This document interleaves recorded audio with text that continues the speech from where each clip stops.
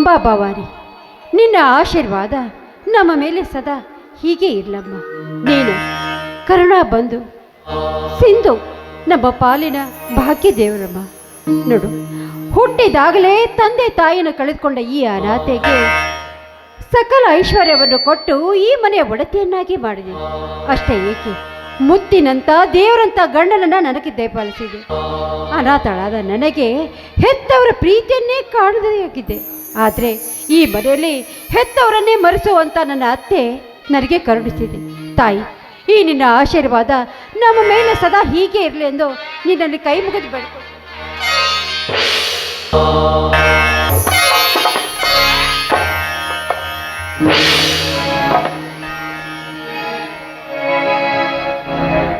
ದೇವಿಯಲ್ಲಿ ಭಾವ ಪರವಶಳಾಗಿ ಭಕ್ತಿ ಕುಸುಮಗಳನ್ನರ್ಪಿಸಿ ದೇಹವೆಂಬ ಪಣತೆಯಲ್ಲಿ ಜೀವವೆಂಬ ಜ್ಯೋತಿ ಬೆಳಗಿಸುವ ಭಕ್ತಳೇ, ನಿನ್ನ ಆಸೆ ಈಡೇರುವುದು.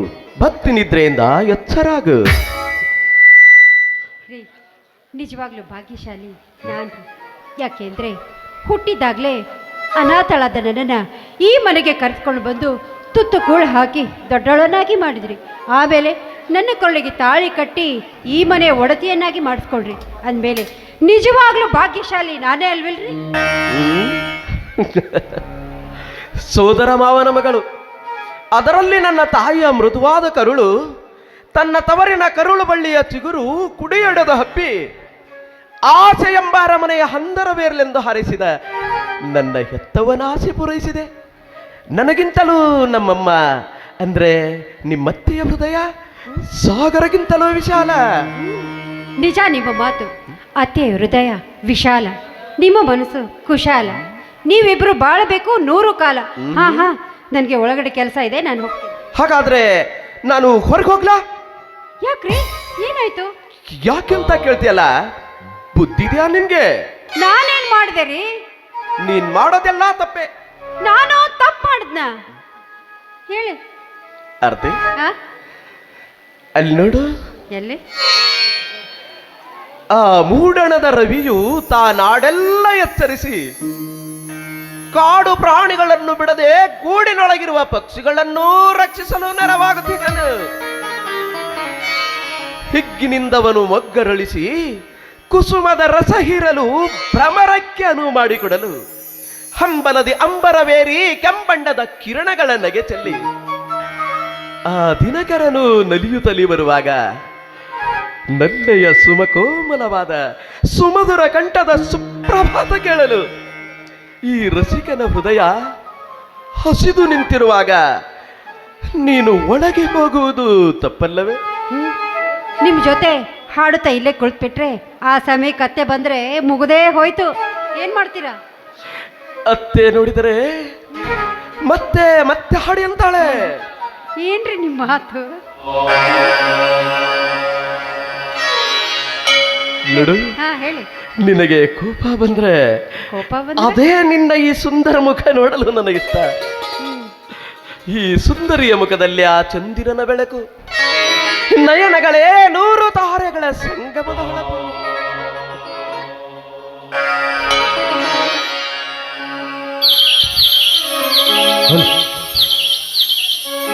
ನಿನ್ನಂತ ಶ್ರೀಮತಿ ಕೈ ಹಿಡಿದಾಗ ದಿನವೂ ಆನಂದವೇ. ಹೀಗೆ ನಾವು ಸೇರಿ ಹಾಡುವಾಗ ಬದುಕು ಸ್ವರ್ಗವೇ. ಆಹಾ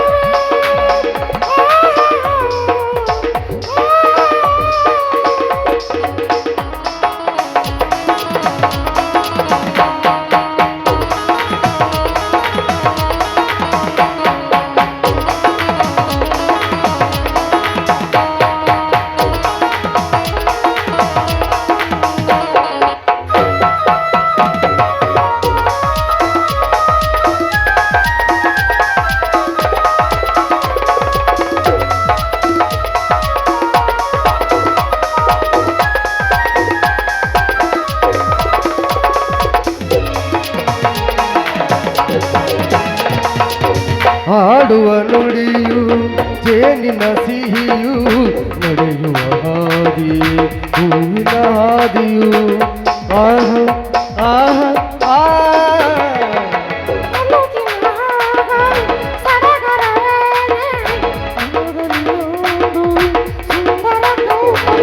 ಅನುಗಾಲ ಅನುರಾಗ ಅನುಗಾಲ ಅನುರಾಗ ಶುಭಯೋಗ ಆ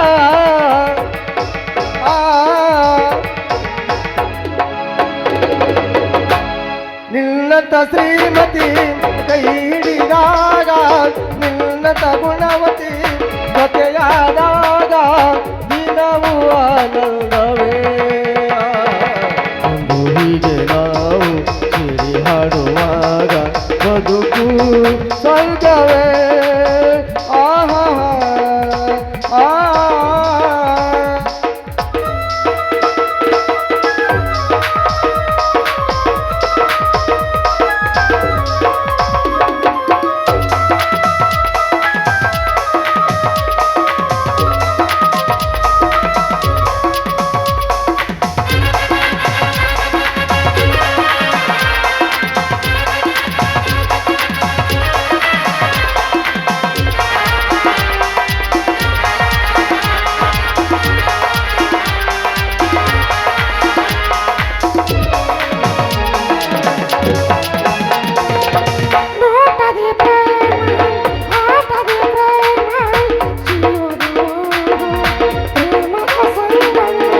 ಆಹಾ ಆಹಾ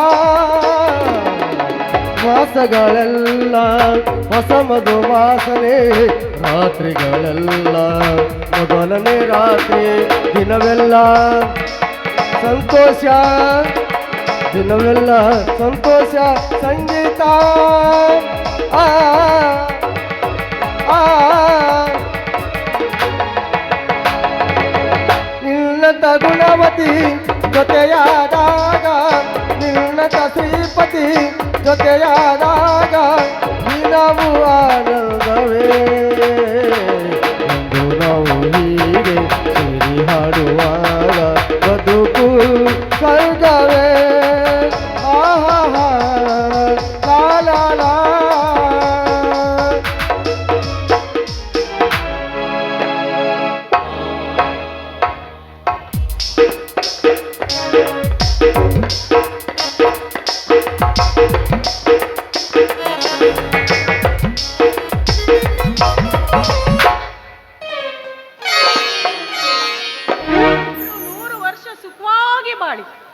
ಆ ತಾಯಿಯಲ್ಲಿ ನಾನು ಬೇಡ್ಕೊಳ್ಳೋದು ಒಂದೇ, ಯಾವತ್ತೂ ನೀವು ನಗು ನಗುತ್ತಾ ಇರಬೇಕನ್ನೋದೇ ನನ್ನ ಆಸೆ.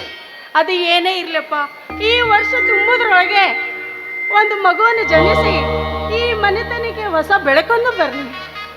ಅಮ್ಮ, ನನಗೆ ಮುತ್ತಿನಂತಹ ಮಗು ಜನಿಸಿದರೆ ನೀ ಹೆತ್ತ ಈ ನಿನ್ನ ಮಗನ ಮೇಲಿನ ಮಮತೆಯ ಜಲ ಬತ್ತಿ ಹೋಗಬಹುದೆಂಬ ಅನುಮಾನ. ಅದಕ್ಕೆ ನನಗಿನ್ನೂ 10 ವರ್ಷ ಮಕ್ಕಳಾಗೋದೇ ಬೇಡ. ಅಯ್ಯೋ ಮಗನಿ, ಇದು ಎಂತ ಮಾತಾಡ್ತಾ ಇದೀಯ ನೀನು? ನೋಡು, ಹೆತ್ತ ತಾಯಿಗೆ ಮಗು ಎಂದಾದ್ರೂ ಭಾರ ಆಗ್ತಾನೇನಪ್ಪ? ನೋಡು, ನಿನ್ನ ಹೊಟ್ಟೆಯಿಂದ ಒಂದು ಮುತ್ತಿನಂತ ಮಗು ಹುಟ್ಟಿದ್ರೆ ಅದನ್ನು ನೋಡಿ ಮುದ್ದಾಡಿ ಎತ್ತಿ ಆಡಿಸ್ಬೇಕನ್ನೋದೇ ನನ್ನ ಆಸೆ. ಸಂತೋಷವಾಗಿ ನಾನು ಕಣ್ಣು ಮುಚ್ಚಿ ಬಿಡ್ತೀನಿ. ಅಮ್ಮ, ಹಾಗೆಲ್ಲ ಮಾತಾಡಬೇಡಮ್ಮ, ನೀನು ಸತ್ತು ಹೋಗ್ತೀನಂತ. ಈ ನಿನ್ನ ಮಗನ ಹೃದಯದ ಮೇಲೆ ಬರಿ ಎಳೆಯಬೇಡ ಅಮ್ಮ. ನಾ 100 ವರ್ಷ ಬದುಕಿದರು ನಿನ್ನ ಮಮತೆಯ ಮಡಿಲಲ್ಲಿ, ಕರುಳಿನ ನೆರಳಲ್ಲಿ. ಅಮ್ಮ, ಯಾವುದೇ ಕಾರಣಕ್ಕೂ ನಿನ್ನಿಂದ ಮಾತಾಡಬೇಡಮ್ಮ.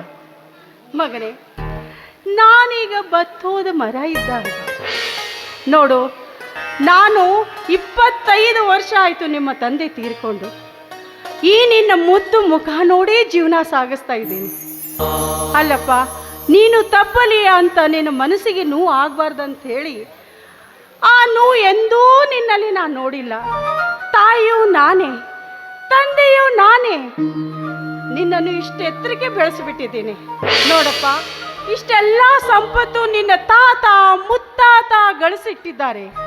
ಇದನ್ನು ಹಾಳು ಮಾಡಬಾರ್ದನ್ನೋದೇ ನನ್ನ ಆಸೆ. ಅಮ್ಮ, ಮಾತ್ರ ದೇವೋಭವ ಎಂದು ಮನವರಿತ ಮಹಾನುಭಾವಿಗಳು ನುಡಿದ ನುಡಿಮುತ್ತುಗಳು ಯಾಗಮ್ಮ ಸುಳ್ಳಾಗುತ್ತೆ? ಮಗನಿಗೆ ಮೊದಲು ದೇವರು ತಾಯಿಯಲ್ಲವೇ? ಹೌದು ಮಗನೇ, ಮೊದಲೇ ದೇವರು ತಾಯಿ, ಮೊದಲೇ ಗುರುನು ತಾಯಿನೇ. ಆದರೆ ಈಗಿನ ಕಾಲದಲ್ಲಿ ಅಂಥ ಮಕ್ಕಳು ಎಲ್ಲಿದ್ದಾರಪ್ಪ? ತಾಯಿ ತಂದೆಯನ್ನು ಗುರುವನ್ನು ಮಮಕಾರ ಇಲ್ಲದ ಮಕ್ಕಳು ಹುಟ್ಟಿಬಿಟ್ಟಿದ್ದಾರೆ ಈಗಿನ ಪ್ರಪಂಚದಲ್ಲಿ. ಆದರೆ ಏನು ಮಾಡಬೇಕು? ತಾಯಿಗೆ ಮದುವೆ ಆಗೋವರೆಗೂ ತಾಯಿ, ಆಮೇಲೆ ಮಡದಿ ಬಂದ ಮೇಲೆ ತುತ್ತು ಕೊಡೋವನ್ನೇ ಮರೆತು ಮುತ್ತು ಕೊಡೋವನ್ನೇ ನೆನಪಿಡ್ತಾರೆ. ಆದರೆ ಎಷ್ಟೋ ಜನ ತಂದೆ ತಾಯಿಗಳನ್ನು ಮನೆಯಿಂದ ಹೊರಗೆ ಹಾಕ್ತಾರೆ. ಅಷ್ಟೇ ಅಲ್ಲದೆ ಅವರಿಗೆ ವೃದ್ಧಾಶ್ರಮಕ್ಕೂ ಕಳಿಸ್ತಾರೆ. ಮಗನೇ, ಅದನ್ನು ನೋಡೋಕ್ಕೆ ನನ್ನ ಕೈಲಿ ಆಗಲ್ಲ. ಎಷ್ಟೋ ಜನರು ಹೀಗ್ಯಾಕೆ ಮಾಡ್ತಾರೆ ಅನ್ನೋದೇ ಕಷ್ಟ. ಅಮ್ಮ, ತಾಯಿ ತಂದೆಯನ್ನು ಭೇದ ಭಾವದಿಂದ ನೋಡುವ ಮಕ್ಕಳು ಮನುಷ್ಯರಲ್ಲಮ್ಮ, ಅವರು ಮೃಗಗಳು. ಆದ್ರೆ ಈ ನಿನ್ನ ಮಗನ ಮನಸ್ಸು ಎಂದಾದರೂ ಅಂತಹ ಹೀನ ಬುದ್ಧಿಗೆ ಬಲಿಯಾಗುತ್ತೇನಮ್ಮ? ಮಗನೇ, ನೀನು ಎಷ್ಟೇ ಬುದ್ಧಿವಂತನಾದರೂ ಈ ಸಮಾಜ ಸುಮ್ಮನೆ ಬಿಡುತ್ತೇನಪ್ಪ? ನಿನ್ನ ಕೆಟ್ಟ ದಾರಿಗೆ ಎಳ್ಕೊಂಡು ಹೋಗುತ್ತೆ. ನೋಡು, ನೀನು ಎಷ್ಟು ಒಳ್ಳೆಯವನಾದರೂ ಈ ಸಮಾಜ ಸುಮ್ಮನೆ ಇರಲ್ಲ ಮಗನೇ.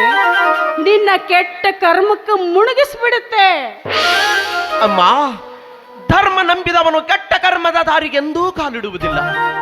ನೀ ಹತ್ತೈ ನಿನ್ನ ಮಗನ ಮೇಲೆ ಅಪನಂಬಿಕೆ? ಇಲ್ಲಪ್ಪ, ನಾನು ಯಾವತ್ತೂ ಹೆತ್ತ ಮಗನ ಮೇಲೆ ಅಪನಂಬಿಕೆ ಮಾಡಲಿಲ್ಲಪ್ಪ. ಆದರೆ ನಾನು ನಿನಗೆ ತುಂಬ ಮುದ್ದಾಗಿ ಹೊರಗಿಂದ ಪ್ರಪಂಚ ಗೊತ್ತಿರಲಾರ್ದಾಗೆ ಬೆಳೆಸಿಬಿಟ್ಟಿದ್ದೀನಿ. ಆದರೆ ಏನು ಮಾಡೋದಪ್ಪ, ಈ ಸಮಾಜ ಸುಮ್ಮನೆ ಬಿಡಲ್ಲ. ಇದು ಎಲ್ಲ ನಿಮ್ಮ ತಾತ ಮುತ್ತಾತ ಗಳಿಸಿದ ಆಸ್ತಿಯನ್ನು ಹಾಳಾಗಬಾರ್ದು ಅನ್ನೋದೇ ನನ್ನ ಆಸೆ.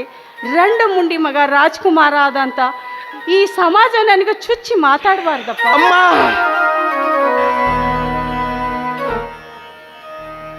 ಯಾಕಪ್ಪ, ಏನಾಯ್ತು? ಅಮ್ಮ, ಈ ನಿನ್ನ ಅಮೃತವಾಣಿಯೇ ನನ್ನ ಬದುಕಿಗೆ ಸ್ಫೂರ್ತಿ. ನಿನ್ನ ಮಮತೆಯ ಪ್ರೀತಿಯೇ ನನ್ನ ಬಾಳಿಗೆ ಜ್ಯೋತಿ. ನಿನ್ನ ಮನ ನೋಯಿಸಿದಂಥ ಕಾರ್ಯ ನಾನೆಂದು ಮಾಡಿದವನಲ್ಲ, ಮುಂದೆ ಮಾಡುವುದೂ ಇಲ್ಲ. ಅಮ್ಮ, ನಿನ್ನ ಅಂಗಾಲಿಗೆ ಮುಳ್ನಟ್ಟರೆ ನನ್ನ ಕಣ್ಣಲ್ಲಿ ರಕ್ತಾನೇ ಬರುತ್ತೆಯಮ್ಮ. ನೀನಿಲ್ಲದ ವಿಚಾರ ಮನದಲ್ಲಿ ಮೂಡಿಸಿಕೊಂಡು ಮನ ನೋಯಿಸ್ಕೋಬಿಡಮ್ಮ. ನೀನ್ ಯಾವಾಗ್ಲೂ ನಗ್ತಾನೆ ಇರ್ಬೇಕಮ್ಮ. ಹೌದಮ್ಮ, ಈ ನಗುವೇ ಈ ಮನೆಯ ಸ್ವರ್ಗ. ಅಮ್ಮ, ನಾನು ಸ್ವಲ್ಪ ತೋಟದ ಕಡೆ ಹೋಗಿ ಬರ್ತೀನಮ್ಮ. ಆಯ್ತಪ್ಪ, ಹೋಗಿ ಬಾ. ಬರ್ತೀನಮ್ಮ.